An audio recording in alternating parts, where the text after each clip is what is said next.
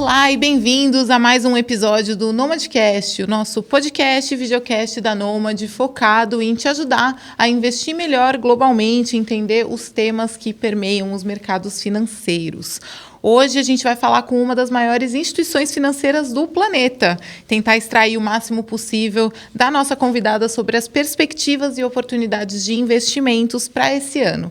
A Marina Valentini é estrategista global do JP Morgan Asset Management e é ela que vai trazer esses insights para a gente. Ao meu lado, como sempre, o economista-chefe da Nomad, Danilo Gliori. Bem-vindo a esse episódio, Danilo.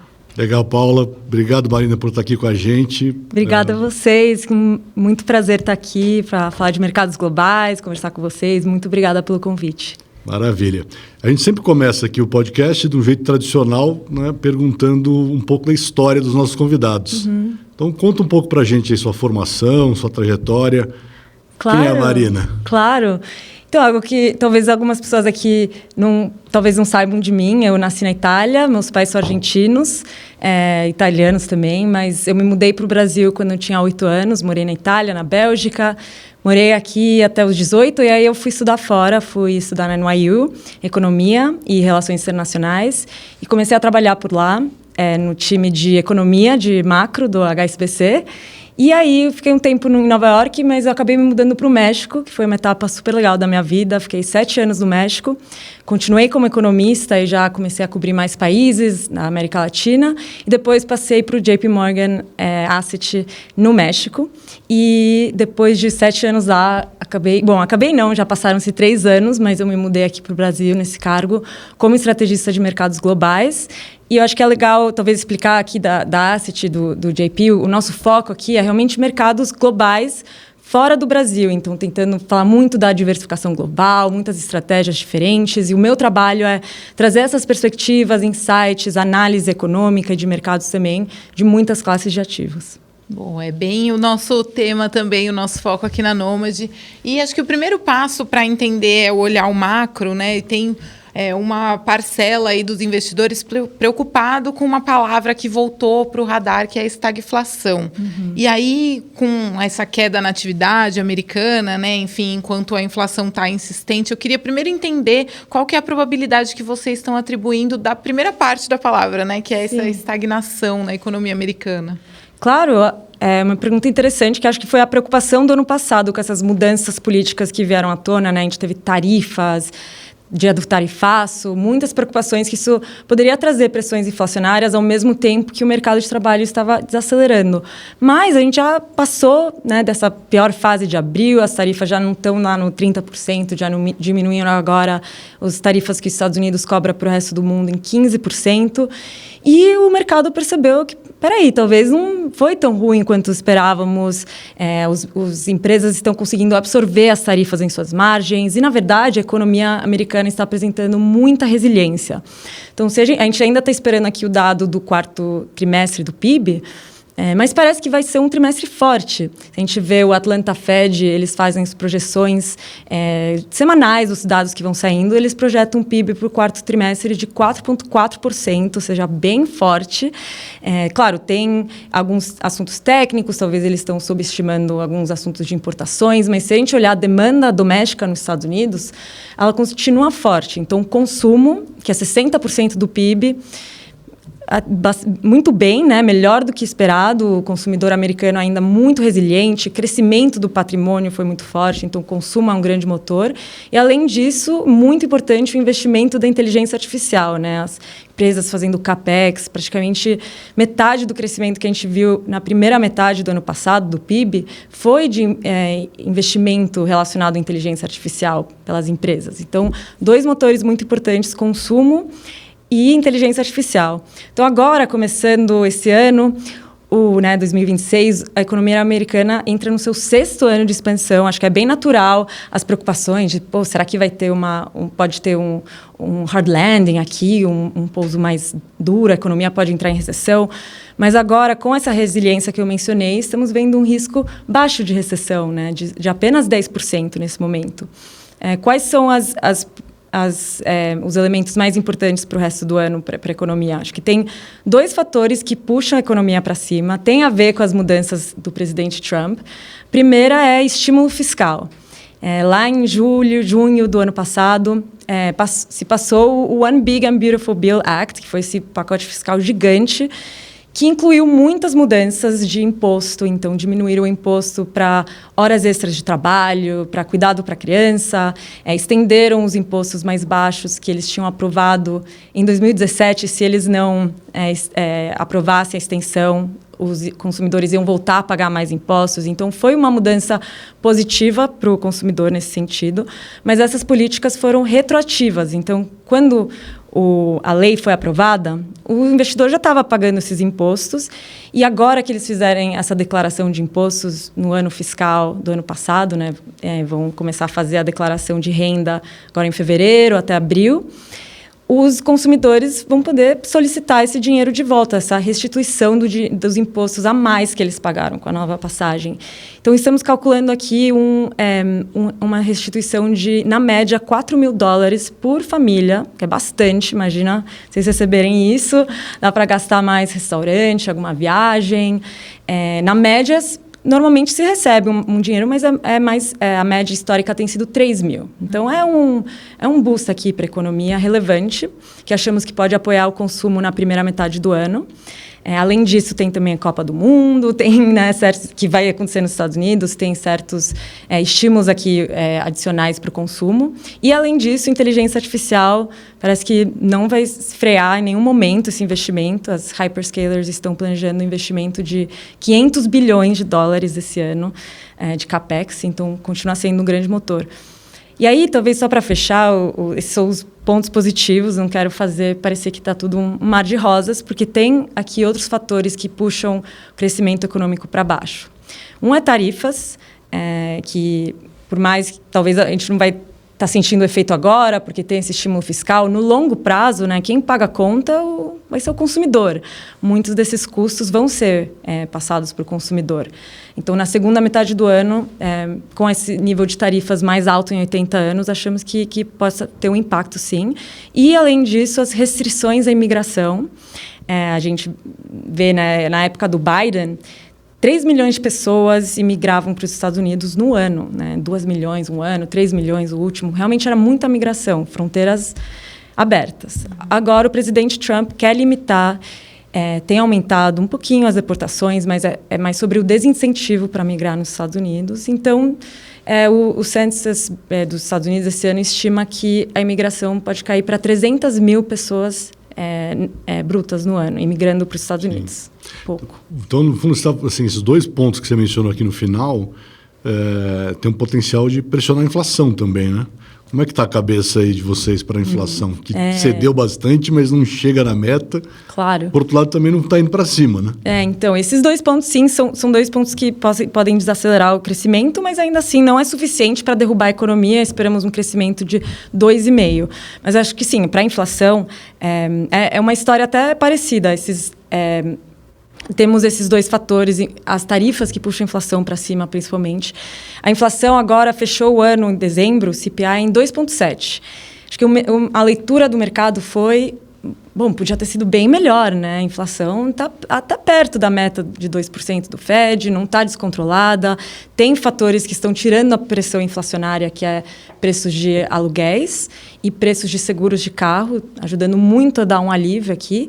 Mas se a gente olhar os contribuintes da inflação do lado de bens, principalmente bens importados, a gente vê sim que tem pressões inflacionárias. Então, acabou em 2,7%, mas... Ao longo dessa primeira metade do ano, esperamos que a inflação chegue a 3,5% nos Estados Unidos, ou seja, continue subindo por causa desse efeito das tarifas e também o estímulo fiscal. O estímulo fiscal ele é positivo, mas para o consumo, mais pessoas consumindo mais demanda, isso também pode trazer algumas pressões inflacionárias. Então, é uma inflação que sobe na primeira metade para 3,5%, mas aí a segunda metade do ano dá uma esfriada de novo, não tem mais esse estímulo fiscal, as tarifas vão saindo do cálculo anual da inflação, né? Lembrando que a inflação é comparação de um ano contra o outro, então aos poucos vai saindo, e achamos que ela volta a cair, não para 2% exatamente a meta do Fed, que é bem difícil, mas para algo mais em torno de 2,5%. Então, é uma montanha-russa para a inflação subindo e aí voltando a diminuir, mas não estamos falando de uma inflação que nem a da pandemia, que chegou a 9%. Por isso que, na sua também outra pergunta de inflação, acho que agora a gente está um pouco menos preocupado que o ano passado. Não é uma inflação descontrolada, mas tem pressões inflacionárias, sim.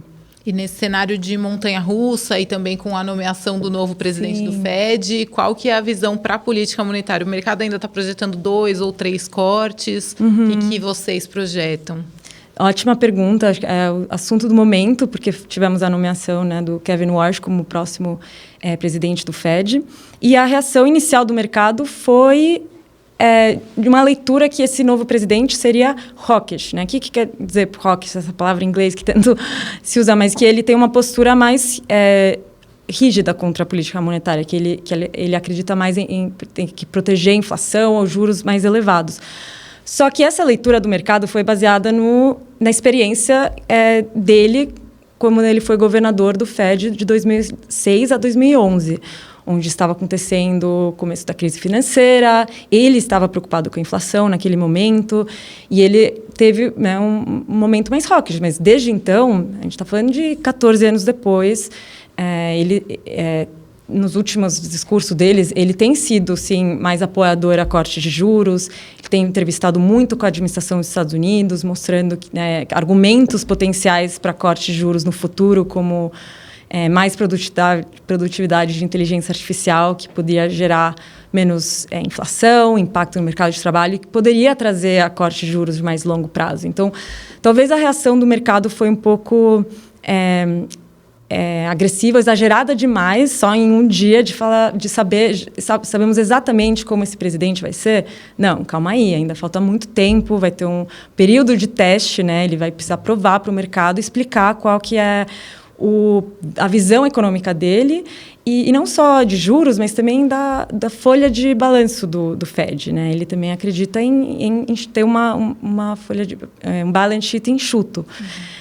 E também o mercado acabou lendo isso como algo mais hawkish, e o resultado foi uma inclinação da curva. Então, os juros de longo prazo de tesouros americanos aumentando.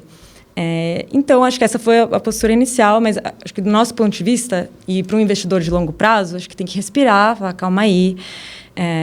O presidente do FED é importante para gerar consenso, mas ele não é a única pessoa. São 19 pessoas na presidência, 12 membros do comitê que votam por juros, e ele precisaria convencer, além dele e outros 2 que já votam por causa de juros, outros 4 pessoas. E, além de ter esse consenso, os dados também precisam apoiar um corte de juros. E, nesse momento, os dados não apoiam necessariamente um corte de juros, porque temos uma economia resiliente, como mencionei, expectativa de crescimento bom, uma inflação que está subindo, mas parece ser uma pressão temporária, e, sim, um mercado de trabalho que está mais fraco, realmente a geração de emprego tem caído, mas não está colapsando. Então, achamos que aqui o FED não tem muita margem para poder cortar juros no curto prazo. Esperamos talvez zero, digamos, sem movimentos, ou talvez um corte esse ano. Mas lá em 2027, 2028, se os dados permitirem, talvez alguns outros cortes para chegar mais perto do que o FED vê como neutro, que é 3%. Agora, o FED está com juros de entre 3,5% e 3,75%. Legal. Vamos, para completar um pouco essa primeira abordagem macro, assim, talvez abrir para fora dos Estados Unidos, mas pegando algo central na história, que é a evolução do dólar. Sim. Né? Então, acho que uma das grandes marcas aí de 25 foi a perda de valor do dólar frente a várias moedas, né? Acho que foi a maior desvalorização aí em muito tempo. E todo mundo associa isso a um reposicionamento, né, da visão de investidores institucionais ou grandes investidores com relação a quanto deixar nos Estados Unidos, né? Qual a análise que vocês fazem desse processo e, olhando para frente, pergunta que eu tenho que responder toda semana, né? Para onde vai o dólar? Nossa. Essa eu também. É das mais difíceis. E não temos a bola de cristal aqui, mas dá para analisar algumas tendências, né? O ano passado, o índice DXY, do dólar contra as principais moedas, desvalorizou 10%. E foram 2 fatores.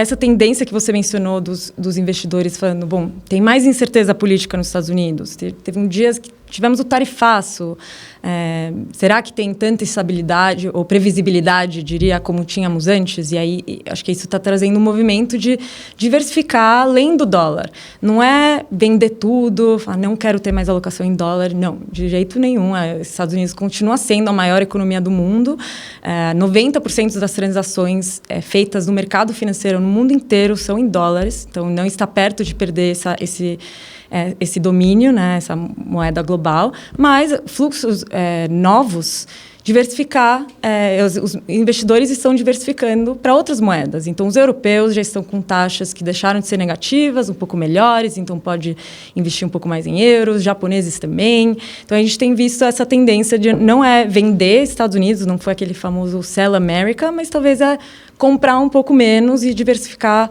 para outras. Então, essa foi a tendência forte do ano passado, que foi principalmente em abril.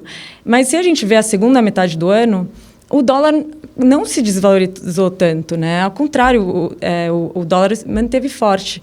E aí tem um papel importante que é o diferencial de juros. Os Estados Unidos ainda pagam juros atrativo versus alguns países como a Europa, o Reino Unido.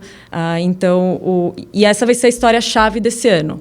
A primeira tendência que eu mencionei pode continuar. Continuamos vendo aqui espaço para os investidores globais diversificarem além do dólar. Acho que é até recomendado aqui no Brasil tentar pensar mais em euro, um pouquinho em outras moedas europeias.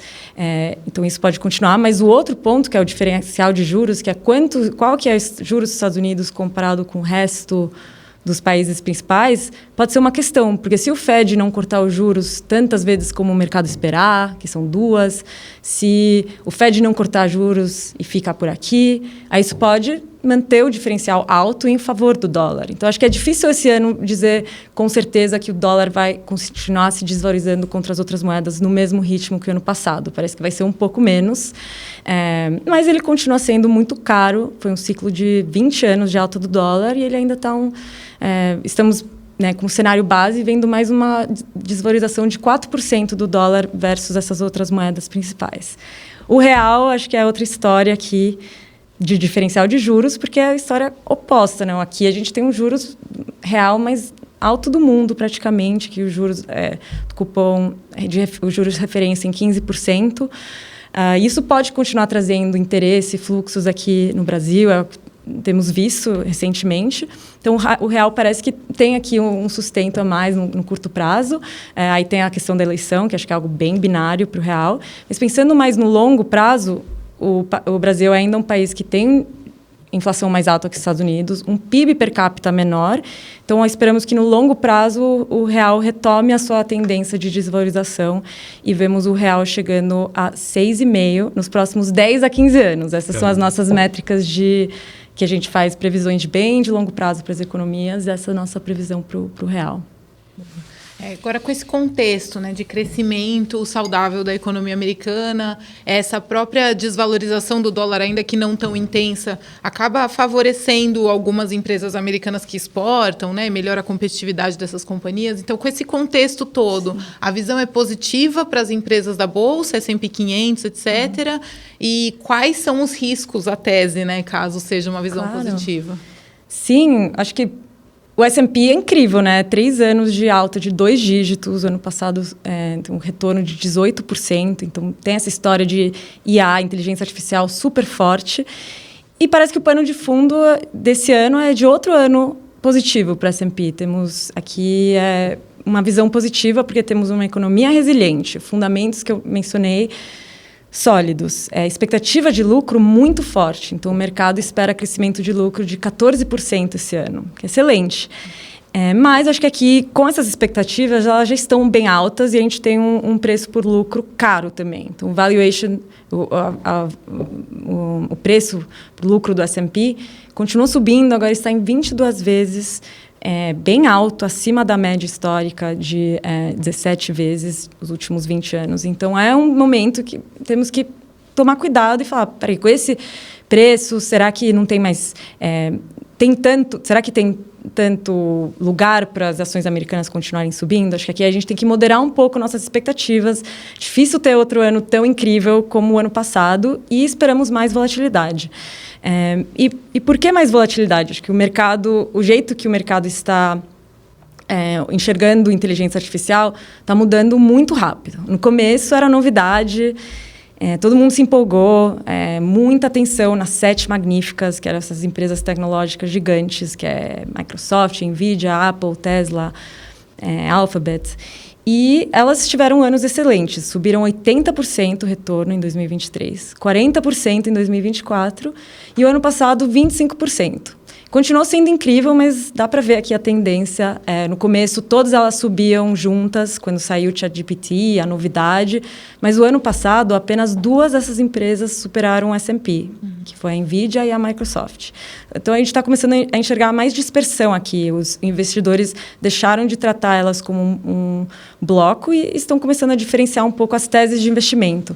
Inclusive, acho interessante pensar o que tem acontecido mais recente, que em outubro, quando saiu o novo programa de linguagem da Google, né, o Gemini, a nova versão, muitos relatos que superavam o ChatGPT em eficiência, em resultados, e o mercado começou a castigar aquelas empresas que estavam relacionadas com o OpenAI. E essa tendência está durando até agora, mas é difícil saber se daqui a pouco sai uma nova versão de outro modelo de linguagem que é ainda melhor. E isso só está no começo, né? Acho que precisa ter muita disciplina, precisa ter um gestor de carteiras que é muito especializado, focado nessas tendências de tecnologia. Então, acho que a gestão ativa virou ainda mais importante esse ano para capturar essas tendências. E eu acho que, além de pensar que está mudando o jeito de investir em IA, que tem mais competição, não quer dizer que não tem oportunidade. Ao contrário, tem muita. Mas o leque de oportunidades está se abrindo, deixando de ser só as primeiras que ganharam e para muitas outras empresas que estão desenvolvendo infraestrutura de inteligência artificial, então centros de dados, energia para esses centros de dados, muito foco em eletricidade, empresas de energia, em plataformas que implementam IA, então desde sistemas de carros com IA, a empresas de seguros que estão revolucionando o seu setor, integrando IA no jeito que eles oferecem seguros. Assim, posso dar 1000 exemplos, mas é muito importante essa tendência. E, por último, e mais importante, as empresas que adotam IA. Então, em cada setor, você vai achar a empresa que está conseguindo implementar IA para melhorar a sua eficiência, desde bancos, setor de saúde, empresas industriais.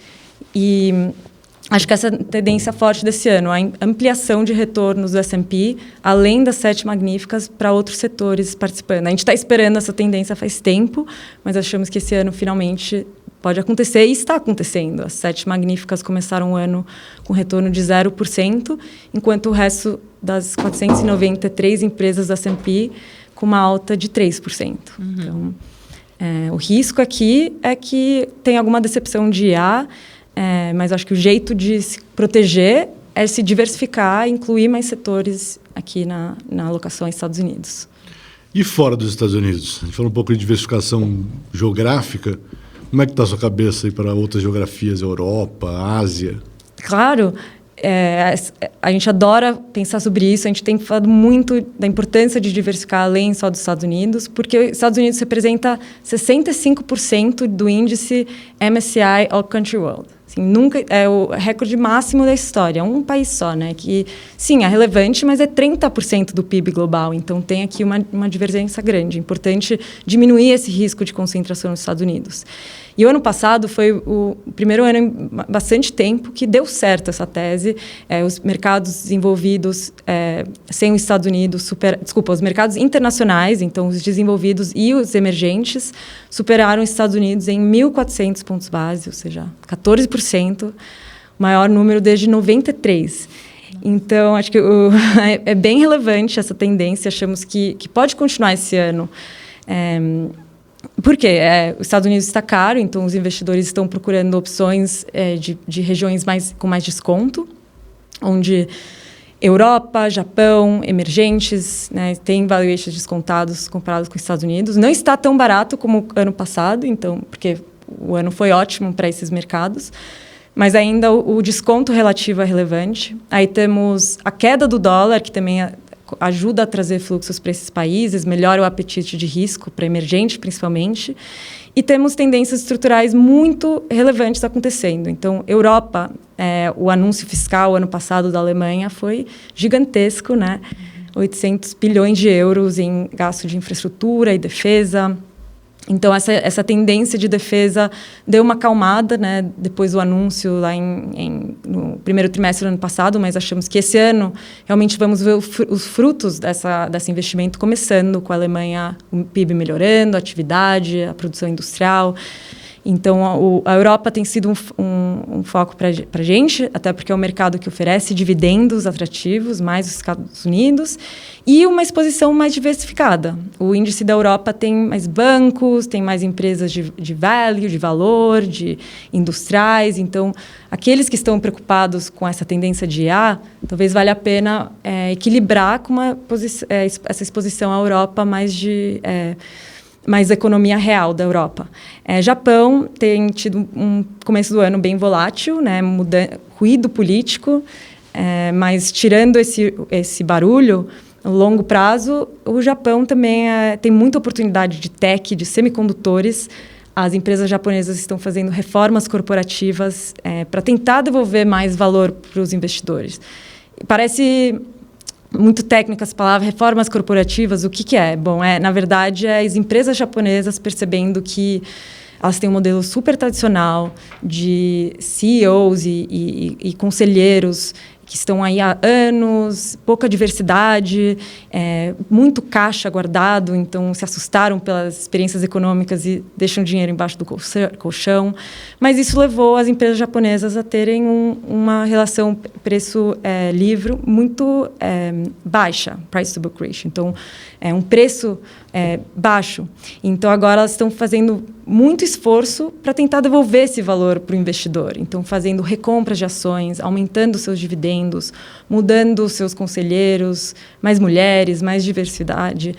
Então, é bem interessante essa tendência e os gestores ativos no Japão conseguem surfar essa onda.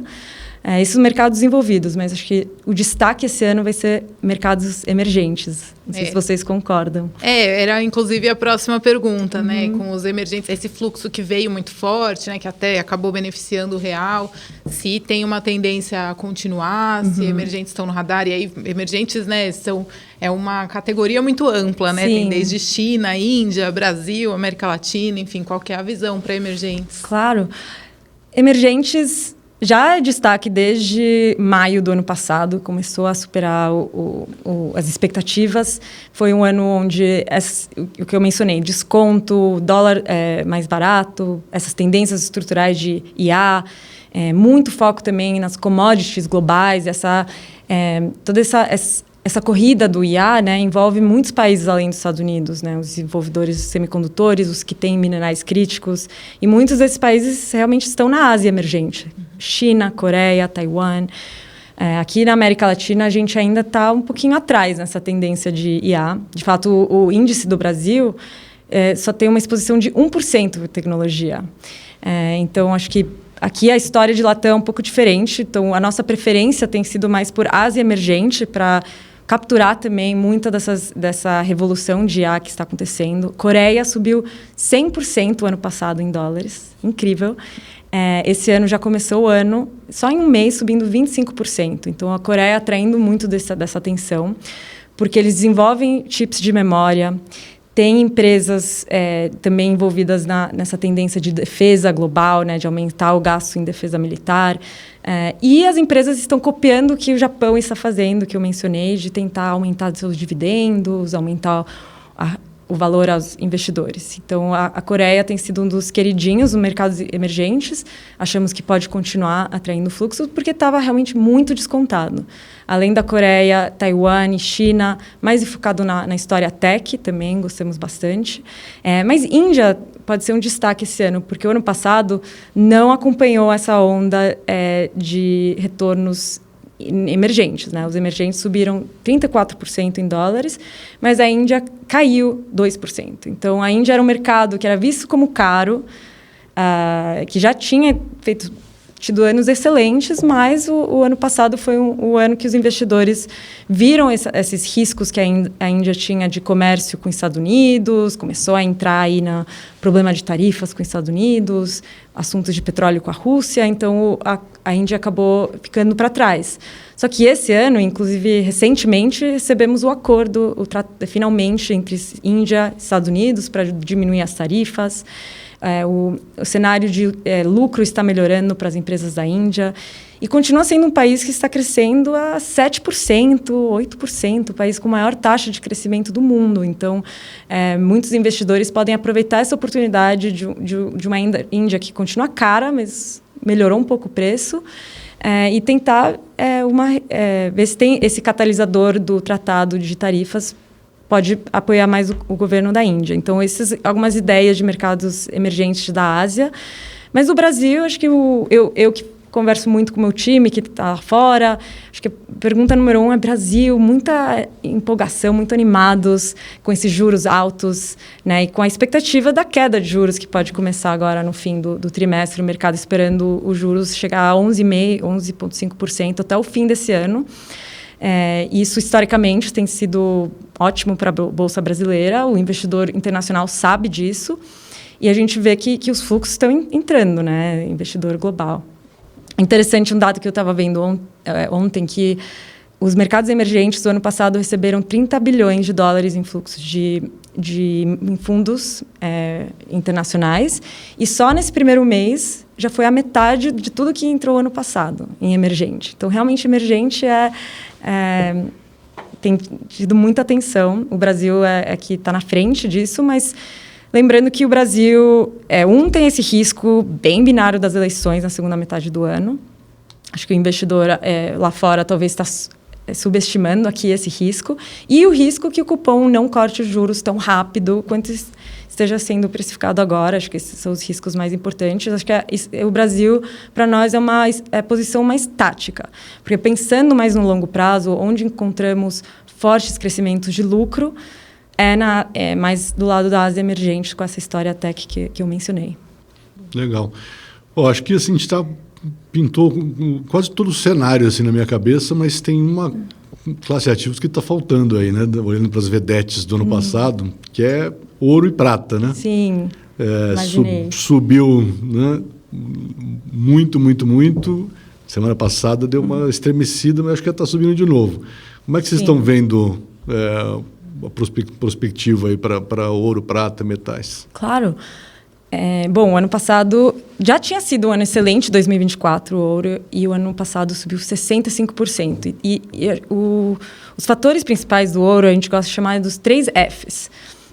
Que primeiro F é o fator medo, fator emocional, né? O ouro aqui atua como um ativo de risco de segurança quando tem fatores geopolíticos que assustam, e essa tem sido a tendência dos últimos anos, um mundo muito mais fragmentado, ameaças de mais guerras, né? Nem preciso falar dos eventos desse começo do ano, né? Venezuela, Groenlândia.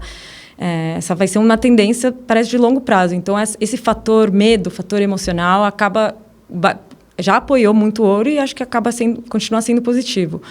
O segundo F é fluxo, né? E aí é onde entram os bancos centrais, que além de diversificar do dólar, não é que os bancos centrais estão comprando outras moedas, como a moeda chinesa.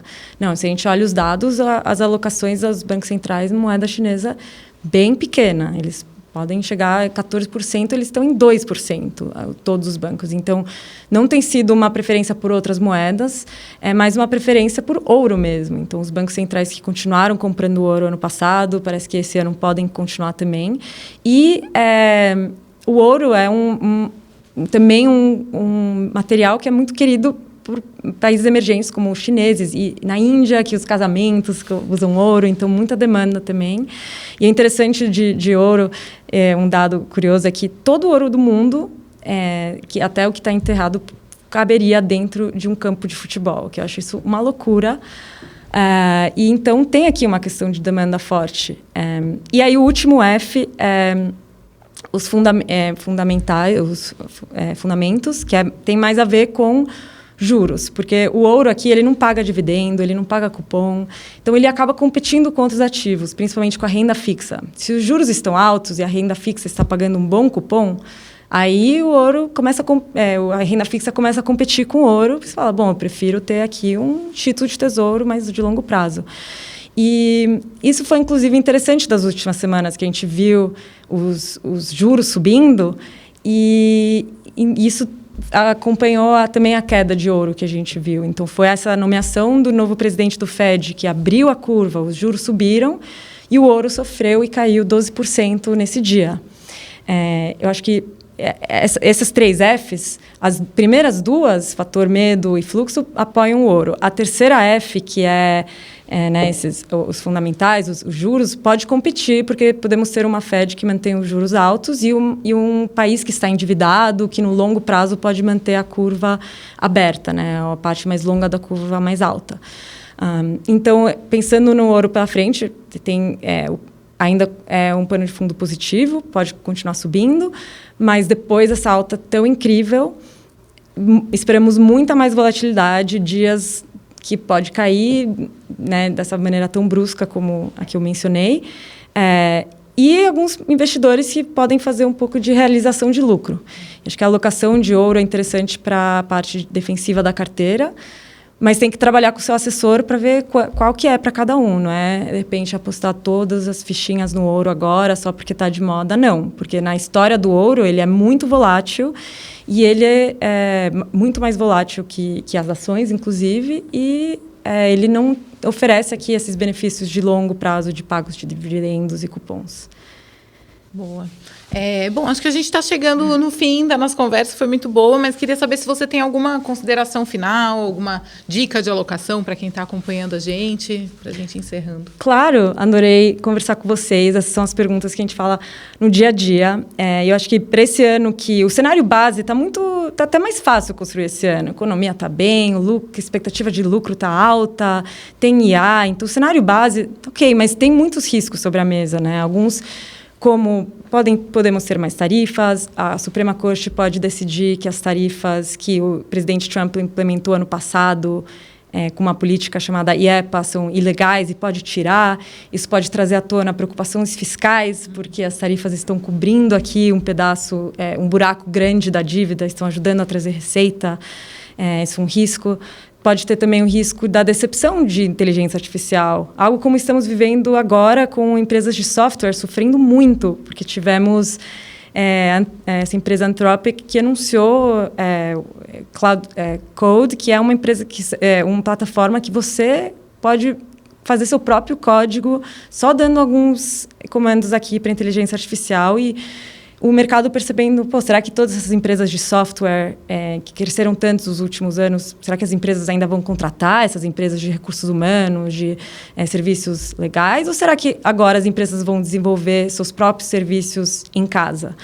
Então, muitos riscos da parte de IA também, investimento. Muito sensível ao noticiário, né? Então tem risco sobre a mesa. Então, acho que quando a gente faz a alocação de ativos, tem que ter esses 3 elementos da carteira: ataque, ofesa e aí os bancos de reserva. O ataque é as ações, então ações emergentes, ações de países asiáticos, como eu mencionei, e também essas ações do setor tech, mas não limitado a isso. Tentar pensar em capturar essa ampliação dos retornos para outros setores, como financeiro, industrial, saúde, e equilibrar o segmento crescimento, de growth, com bastante value aqui, né? Então, empresas que têm preços mais baixos, cuidado com os valuations, empresas de alta qualidade, com os margens altos, fluxo de caixa alto. A parte de defesa é renda fixa, global. Risco de recessão é baixo, mas não é zero, então a renda fixa aqui é um papel importante de proteção. E a gente encontra juros atrativos na renda fixa global em muitos patamares, mas crédito corporativo, mas subindo na escadinha de qualidade. Então, bem importante escolher emissoras de maior qualidade dentro de high yield, por exemplo, mas ainda dá para capturar renda em renda fixa global. E aí, o último é essa banca de reserva, tentar diversificar os diversificadores. a gente já aprendeu, né, que quando a preocupação é inflação, quando tem preocupação com Fed ou preocupações políticas, a renda fixa também pode surpreender e também pode performar negativamente. Então, tem que pensar além. E aí é onde entram esses ativos como o ouro, fundos de infraestrutura, ou de ativos reais que você pode tocar, né, que existem na economia real, podem ser bem defensivos nesses momentos quando a preocupação é a inflação. Porque se você pensar, sobe a inflação, as empresas de eletricidade podem repassar seus custos ao consumidor. Então, se você investe nesses tipos de ativos de infraestrutura, acaba te protegendo. Então, só dando alguns exemplos aqui de tentar ter esses 3 elementos na sua carteira, não é só sobre é ataque, defesa e um pouquinho mais de defesa, diversificar essa defesa também, caso as coisas, o cenário mude. Muito bom, adorei essa forma de pensar portfólios. Bom, acho que quem acompanhou a gente também deve ter aprendido muito, a conversa foi muito boa, muito obrigada, Marina. E para você que nos acompanhou, não deixa de seguir a Nômade nas redes sociais. O Nomadcast está disponível em todas as plataformas de áudio e também no YouTube. Estamos no Instagram, no TikTok. Nos vemos todas as semanas em todas essas redes. Obrigada, Marina. Muito obrigada, adorei. Obrigada a vocês. Foi muito legal. Obrigadão, Marina.